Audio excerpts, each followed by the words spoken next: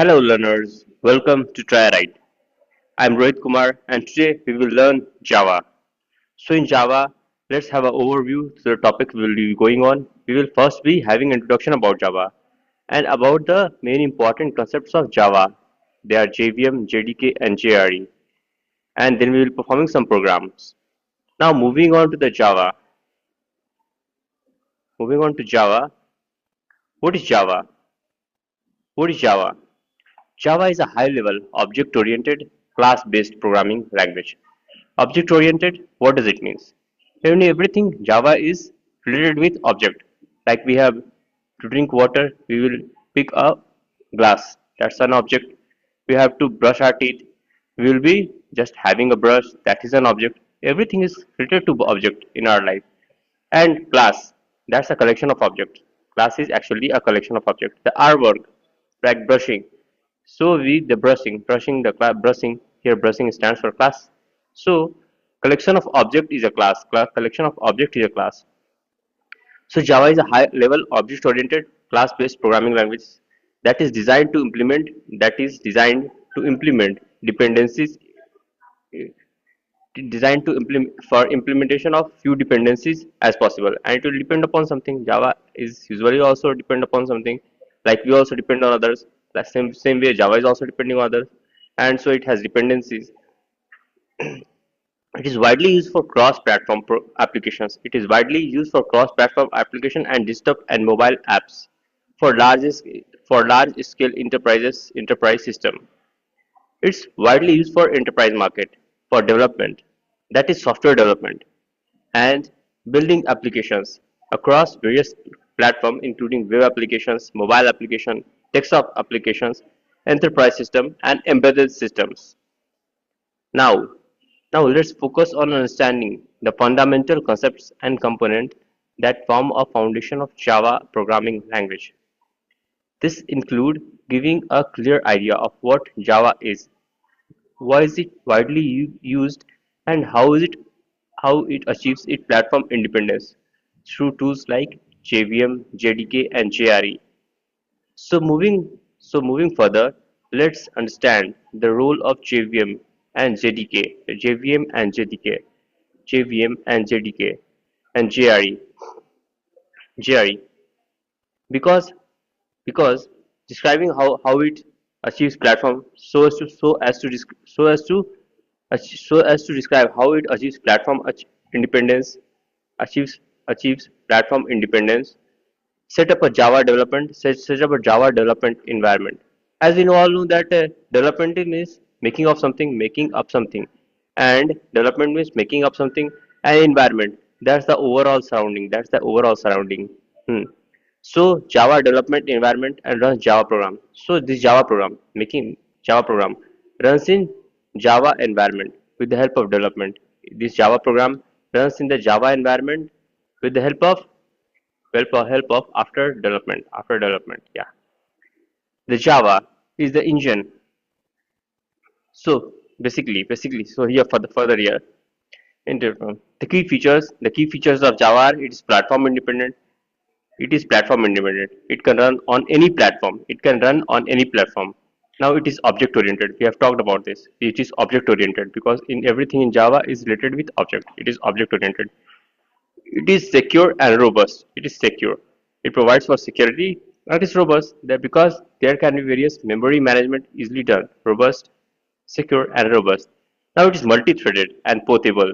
Multi-threaded means we can have different works performed on the same times, and it's portable. What does it mean? It states that it can be carried on from one system to the other system. Now coming to JVM, Java Virtual Machine. JVM, what does it do? It runs bytecode. It runs bytecode, compiled Java code. Bytecode is the compiled Java code. Bytecode, it runs bytecode, which is a compiled, which is a compiled Java code, which is a compiled Java code. Now, JVM is the engine that runs Java bytecode. It allows Java program to be executed on any device and operating system as long as that system has a compatible JVM installed. The JVM is when it's installed on other component, Java programs can very easily run on that program component. That's why JVM makes the Java platform independent. Responsibilities of JVM. Now, what is the responsibility of JVM? Why are we learning it? It converts the bytecode into machine specific code. It converts bytecode into machine specific code. It handles memory management. It provides security and garbage collections. It enables platform independence. It enables platform independence that makes Java code to be runnable anywhere. It makes platform independent so the Java code will run anywhere. So Java code can easily run anywhere. Now Java development kit. What does it do? It is used to run Java applications. JDK is a software development used for developing Java application. It includes Java compiler, that is JAVAC, Java runtime environment (JRE), and debuggers tools, and libraries. What are actually libraries? Libraries, they are the utility classes. They are the utility classes. Example for math, we use py and string handling for string handling and file input output because we give different type of input and gets respective different type of outputs. And they are the framework of building applications, and the framework of building for building different application we have different framework. And for this building building this different applications we have these libraries, APIs at application programming interfaces for accessing database, networking, GUIs, etc. It enables development and execution program as .jar files. Now coming to the JRE, Java Runtime Environment. What is it? What does it mean? Environment is the surrounding, and runtime it's going process. It's ongoing process. And Java, as we know, that is Java. Java when it's running, so it requires an atmosphere for proper execution. Required They are required to write and compile Java code. These are the basically the environment. They are required to write and compile Java code. They are required to write and compile Java code. JRE provides the libraries, JVM, and other components. They are other components required to run Java application. Required to run Java application. It does not include development tools like compilers and debuggers. It does not include development tools like compilers and debuggers. Now moving forward, we can say that yeah, here the As we know that JDK, it consists of JRE and JVM. JDK, which is the summation of JRE and JVM. JDK, it is used to run Java applications. It is used to run Java applications. Hmm. JDK, and is used to run Java applications, and it consists of JRE and JVM. JRE, that is required to create and compile Java code. And JVM runs the bytecode. It runs the bytecode. When we write any code that is in .java, that is in .java, that is a .java file, and the compiler compiles this code, this Java code. Compiler when compiles this Java code, it will be converted to .class file. That is it, compiler that compiles the Java code, and it will be in bytecode form, and they are the .class file. They are the .class files. When this .class file run with the help of JVM JRE in the JDK, that will be finally compiled and formed to form. Now let's perform a task to execute our whatever we have learned, and according to that we will be getting to know what we have learned and how much correct incorrect way we have learned and what actually Java does. So it's a Java online compiler that is very much easily available on Google. You can just search it out in Google, Java online compiler. And here the different program or code could be made to be written and can be easily executed. And so the console, this one is the console part. This one is the writing part, and this one is the console part. The console part will show the outcome of whatever the programs you have written here. So here this is the main line which will be shown on the compiler. Public class hello world. So what does it denote? Public. It is the access modifier. Public is the access modifier which states that Class is available to everyone and everywhere. And public is the access modifier, and class this is a group of object. Class is the group of object. Class is the group of object. We have learned about this. Yeah, remember? And hello world. Hello world. Hello world is the name of our own class. This class, the permanent class, this perfect class on which we are working right now is hello world, and its first letter should be in uppercase or in capital letter. Then followed by this curly brace, followed by the public static void main string args. Public static void main string args. This is the main line of Java main method. Public stands for access modifier. Static is standing for memory management. Void means this program doesn't return any kind of values or anything. And main, this is the main of Java main method. This is the main of Java main method. And this is string args. String args. This is string args. String braces, square braces followed by args. What does it state? It states that this square braces contains argument of string type.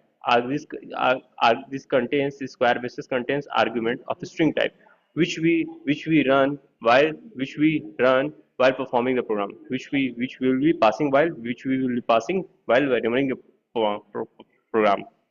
Now, if you want to print hello world on the console, what should we do? We should write system.out.println for our input and output. For our input and output, we should be writing system.out.println, and within this simple braces followed by this hello world is a kind of a string type. So if those strings are written within double quotes, they will be exactly printed on the console. So here, if we write hello world, hello world. So if we make use of this run to see the output on the console, we can very easily make it out. So suppose if we are running this program, yeah, on the console we can see that hello world is printed out. Hello world is printed out very easily. Now moving to the next program, and display your name, city and profession. If we have to make a program that will display our name, city and profession. We have to make our own program that will display our name, city and profession. Now coming on to the program, this is the same Java class. We will be making the Java class here. Public, this the class that are on the compiler. They are very much easily available to us, and whose first line will be public class. And suppose this is the name of the our own class, Yeah. So, and this is the second line follows the main line of Java main method. After that, if we have to print our own name, we will be having string name equals in the double quotes. We will be writing our own name. We will be writing our own name here. Yeah, this is the name. This is the name which is a variable, and this is a kind of data type is string, and data type is string. The string data type of the variable name, and the name is Shivan. My name is Shivan. Yeah, within the double quotes, we will be writing Shivan within the double quotes. Now we have to print a city. City is the variable. City is the variable here, and the data type of the city, that city is a string. That data type of the city is a string, and the name of the city is Hyderabad. We should write in the double quotes. And now the profession, which is a variable, because it can vary from one person to other person. So it's a variable. So the name of that variable profession is a and the data type of this profession variable is a string which is a group of characters. So we should be writing within the double quotes. We should be writing in the double quotes, and finally printing it out. System.out.println for input output console, and this is the message. Name is the message. We should be writing it again in the double quotes, and followed by plus sign plus name. What variable name we have assigned here? Name, that name only. Now system.out.println, that message city message within the double quotes plus city, what we have assigned here, what we are assigning here, that's it, this city. And similarly system.out.println the message profession, this message within the double quotes, and profession plus the profession which we are assigning here. Yeah. Now when we run this program, if there won't be any problem in the program, it will clearly be showing an output on the console when we run this program. Yeah. It's showing us the name, which is the message followed by the name, my input name Shivan, which we have already defined it here. Now the name of the city, and followed by Hyderabad, city followed by Hyderabad, city followed by Hyderabad. Profession followed by software developer, profession followed by software developer. Now moving on to the next program. Now moving on to the next program, we'll print a multi-line code or a function or a fun fact about yourself. Now print a multi-line code or a fun fact about yourself. For this, we will be going to the Java compiler. Similarly, this will be the first line of Java, and suppose this will be a fun fact. These are the fun facts. These are a fun. The name of the class is fun fact here. The name of the class is fun fact, and this is the class which is a collection of objects and public, which is the access modifier. Followed by the main line of Java main method. This is the main method, and it follows the Java main method line. Yeah, public static void main string args. Now for the console input output, we will be having the system.out.println line, system.out.println, this line followed by the bracket, and within the double quotes whatever we have to print out, we will be writing it within the double quotes. Here is a fun fact about me. Here is a fun fact about me. I want to print this line only. Yeah, here is a fun fact, this message only. Here is a fun fact about me. Now second input output console, system.out, for system we will be writing system.out.println, and within the double quotes we will be writing every line. We have to print multiple lines within this. So we will be writing first line, I love solving puzzles and building cool things with code, followed by slash n. For moving to the next line, we will be writing slash n. Then we will be adding, then we will be adding next line within double quotes only, double quotes. Yeah, whenever I face a challenge, I see it as an opportunity to learn, followed by semicolon here also. And then comes the third line, phone, within the double quotes we'll be writing phone fact, I once built a robot that could solve a Rubik's Cube. And closing the double quotes, we will be closing the bracket and then semicolon, which is the termination part here. Now, when we run this program on the console, yeah, it's showing us output. Yeah, we can see the output. Here's a fun fact about me. This is the first line. Following the line, I love solving puzzles and building cool things with code. This is a line. This is the line. And in the same program, within the double quotes only, in the same program within the same double quotes only, we are writing the second line. Followed, this line is followed by slash n is moving to the next line. Now this line is projected in the next line. Whenever I face a challenge, I see it as an opportunity to learn. And in the same double quotes, we are moving to the next line. Moving to the next line, for which we are printing slash n. Now we will be writing fun fact. I once built a robot that could solve a Rubik's code. So these are all the things that we have learned today. Now thanks, and I'm ending this session for today's session. Thanks.